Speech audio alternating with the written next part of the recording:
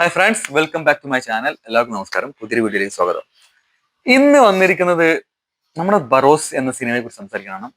നാളെ ബറോസ് റിലീസ് ചെയ്യാൻ പോവുകയാണ്. സോ ഇന്ന് മാത്രമേ ഈ വീഡിയോ ചെയ്യാൻ പറ്റൂ. പ്രതീക്ഷകള്, അതിന്റെ കൂടെ കുറച്ച് അഭിപ്രായങ്ങള്, നമ്മൾ ഈ സിനിമയെ എങ്ങനെ സമീപിക്കണം എന്ന് എനിക്ക് തോന്നിയ ചില കാര്യങ്ങളൊക്കെ നിങ്ങളായിട്ട് ഷെയർ ചെയ്യാന്ന് വെച്ചാണ് ഈ വീഡിയോ ചെയ്യുന്നത് തന്നെ. കാരണം അതിന് കുറച്ച് കാരണങ്ങളുണ്ട്.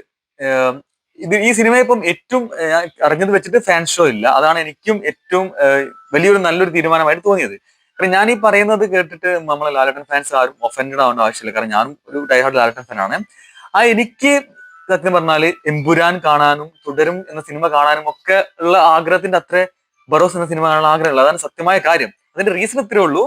എനിക്ക് താല്പര്യമുള്ള ഒരു ജോണർ ഉള്ളത്. പിന്നെ നമുക്ക് ഇതിനോട് ഇഷ്ടം എന്താ വെച്ചാല് ലാലേട്ടൻ ആദ്യമായിട്ട് ഡയറക്ട് ചെയ്യാൻ പോകുന്ന സിനിമ. അതാണ് നമുക്ക് ഈ സിനിമയോടുള്ള താല്പര്യം. കാരണം ഈ ഒരു ജോണർ, ഫാന്റസി എന്ന് പറയുന്ന ജോണർ, ഫിക്ഷൻ ഫാന്റസി ഒന്നും നമ്മൾ പൊതുവേ കാണാറില്ല.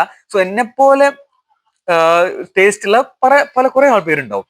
എന്നാൽ അപ്പൊ ഞാൻ ഈ വീഡിയോ ചെയ്യുന്ന മെയിൻ റീസൺ എന്താ വെച്ചാൽ, നമ്മള് പക്ഷേ എന്നാൽ ഈ സിനിമ ബറോസ് എന്ന സിനിമ ഇന്ത്യയിൽ തന്നെ ചിലപ്പം ഒരു എന്തെങ്കിലും തരംഗം സൃഷ്ടിക്കാൻ പോകുന്ന സിനിമയാണ്. കാരണം ഓൾറെഡി നമുക്കറിയാം, മൈഡിയർ കുട്ടിച്ചാത്തിന് ശേഷം ത്രീ ഡിയിൽ ഷൂട്ട് ചെയ്ത ഒരു സിനിമ ഇതുവരെ മലയാളത്തിൽ വന്നിട്ടില്ല, അല്ലെങ്കിൽ ഒരു ഇന്ത്യൻ ഒരു ലാംഗ്വേജിൽ വന്നിട്ടില്ല. അതിന്റെ കൂടെ ഈ ടെക്നിക്കലി ഈ ഒരു സിനിമ എത്ര സൗണ്ട് ആണ് എന്നുള്ളതൊക്കെ നമുക്ക് ട്രെയിലറിൽ നിന്ന് കുറച്ച് മനസ്സിലായിട്ടുണ്ട്. നമുക്ക് പറഞ്ഞാൽ എനിക്ക് നാളത്തെ റിവ്യൂവേഴ്സിനെ ഈ സിനിമ റിവ്യൂ ചെയ്യാൻ പോകുന്ന കാര്യം ആലോചിച്ചിട്ട് എനിക്ക് ഇപ്പോഴും ഭയങ്കര ടെൻഷൻ വരുന്നുണ്ട്. കാരണം ഈ സിനിമയെ നമ്മൾ സമീപിക്കേണ്ട ഒരു രീതിയുണ്ട്.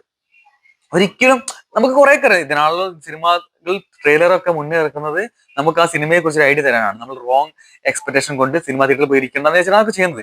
എന്നാൽ പോലും നമ്മൾ ചില സിനിമകൾ നമ്മൾ കണ്ടതാണ്. നമ്മൾ ഫാൻസ് തന്നെ ഭയങ്കരമായിട്ട് തഴഞ്ഞ ലാലേട്ടൻ സിനിമകൾ ഈ അടുത്ത് പോലും നമ്മൾ കണ്ടതാണ്.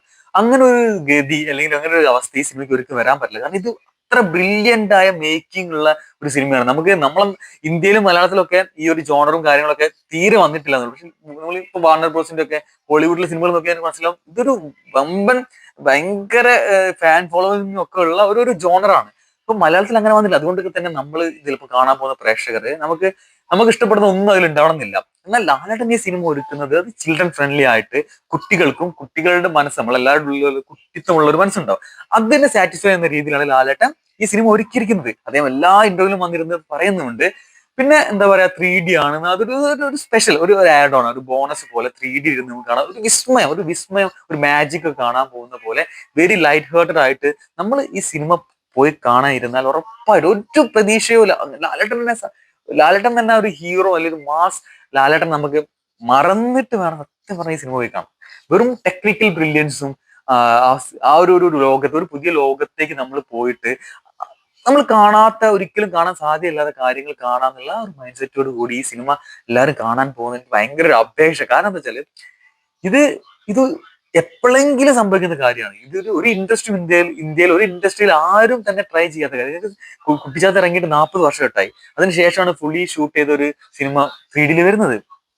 സോ ഇതൊന്നും ആരും കൈ വെക്കാൻ പേടിക്കുന്ന കാര്യങ്ങൾ നമ്മൾ ലാലേട്ടൻ ആദ്യമായിട്ട് ചെയ്യുന്നതിൽ എന്തെങ്കിലും ഒരു വ്യത്യാസം വേണ്ടേ, അല്ലെങ്കിൽ ഒരു പ്രത്യേകത വേണ്ടത് അദ്ദേഹം ചെയ്തത്. അതും ഇതിന്റെ മ്യൂസിക് ഒക്കെ എനിക്ക് വേൾഡിലെ ബെസ്റ്റ് ടെക്നീഷ്യൻസ് ആണ് എല്ലാത്തിലും ഇതിൽ യൂസ് ചെയ്തിരിക്കുന്നത്. കാരണം ഇത് പറയാനുള്ള പല കാരണങ്ങളുണ്ട്. കാരണം പല വീഡിയോസ് വരുന്നത്. ഇപ്പൊ ഒരു വൂഡു എന്ന് പറഞ്ഞ ക്യാരക്ടർ ലാലേട്ടൻ റിവ്യൂ ചെയ്തു ഈ സിനിമയിൽ വരാൻ പോകുന്ന. ലാലേട്ടനെ കൂടെ മുഴുവൻ നീളം ഈ സിനിമയിലുള്ള ഒരു ക്യാരക്ടറാണ്. സോ ആ ക്യാരക്ടർ റിവീൽ ചെയ്തപ്പോൾ പോലും പ്രശസ്തരായ റിവ്യൂവേഴ്സ് ഇരുന്നിട്ട് പോലും ഒരു മോശം അഭിപ്രായം പോലെ അല്ലെങ്കിൽ പറയുന്നത് കേട്ടപ്പോൾ എനിക്ക് ഇങ്ങനെ ഒരു വീഡിയോ ചെയ്തേ പറ്റും തോന്നി. കാരണം എന്താ വെച്ചാൽ അപ്പോഴും എനിക്ക് മനസ്സിലായത് അവര് പോലും ആരും ഇത് ആ ഒരു ലെവലിൽ ഈ സിനിമനെ എപ്പോഴും എടുത്തിട്ടില്ല. കാരണം ഈ സിനിമയിൽ പിന്നെ നമുക്ക് എന്താ കാണാൻ പറ്റുക?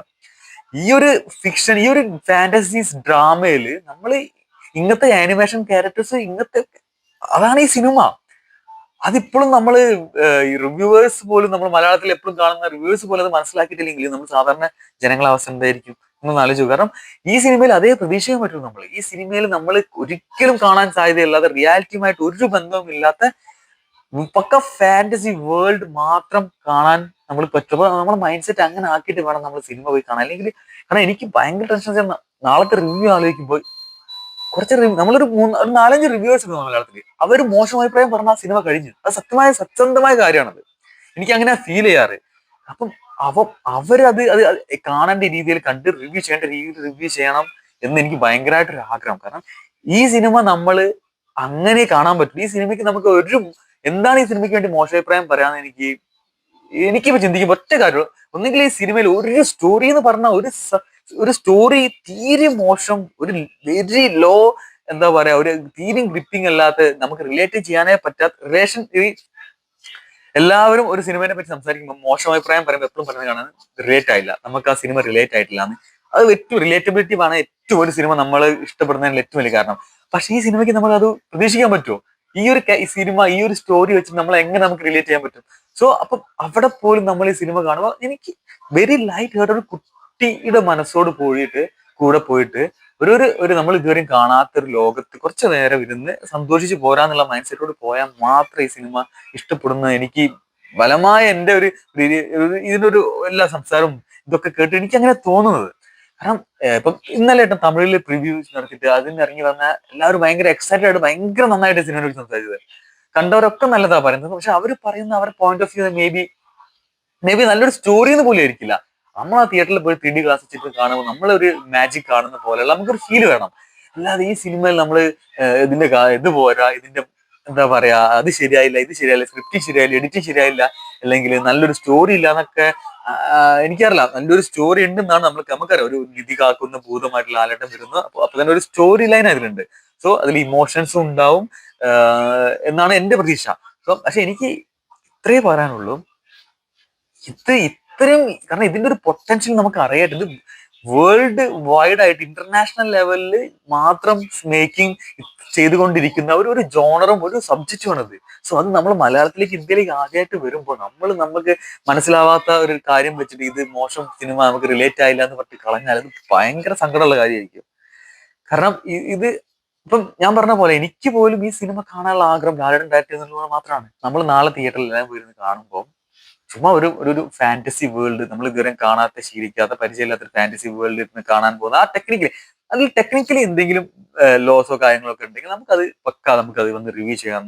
എനിക്ക് സിനിമ വിട്ടത് മാത്രമേ തോന്നുന്നു കേട്ടോ. ടെക്നിക്കലി എന്തെങ്കിലും മോശമായിട്ടുണ്ടെങ്കിൽ നമുക്ക് 3D എഫക്ട്സോ അത് കാര്യങ്ങളൊക്കെ മോശമാണെങ്കിൽ നമുക്ക് അത് ഇരുന്ന് റിവ്യൂ ചെയ്യാനുണ്ടോ. ബാക്കി ഈ സിനിമയെ കുറിച്ച് എന്താണ് കുറ്റം പറയാമെന്ന് എനിക്ക് ഇപ്പൊ ഒരു ഐഡിയ ഇല്ല.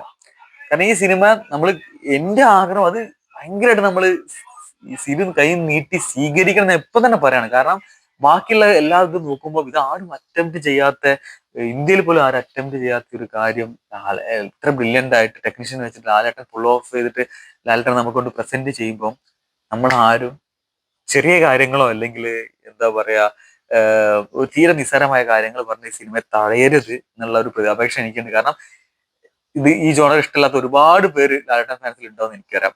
ഞാനും അങ്ങനെ ഒരാളാണ്. പക്ഷെ ഇത് ഈ സിനിമ കാണുമ്പോൾ ഇതിനൊരു വേറൊരു, കാരണം ഇത് ചിൽഡ്രൻ ഫ്രണ്ട്ലി ആയി, ചിൽഡ്രൻസിന് വേണ്ടി, കുട്ടികൾക്ക്, ഫാമിലിക്ക് വേണ്ടി ഇറക്കുന്ന മൂവിയാണ്. സോ അതാണ് അതിനൊരു ക്യാച്ച് ആ സിനിമയുടെ. അത് അപ്പൊ നമ്മൾ കാണാൻ പോകുന്ന എല്ലാവരും അത് മനസ്സിൽ വെച്ച് പോകണം എന്നുള്ളൊരു അപേക്ഷ. ബാക്കി നാളെ സിനിമ ഇറങ്ങി കഴിഞ്ഞിട്ട് നമുക്ക് സംസാരിക്കാം. എന്തായാലും ഗംഭീര മൂവി ആയിരിക്കും എന്നാണ് എന്റെ പ്രതീക്ഷ. നാളെയും ഇങ്ങനെ തന്നെ സംസാരിക്കാൻ പറ്റുമെന്ന് വിചാരിക്കുന്നു. അടുത്ത വീഡിയോ കാണാം. ബൈ.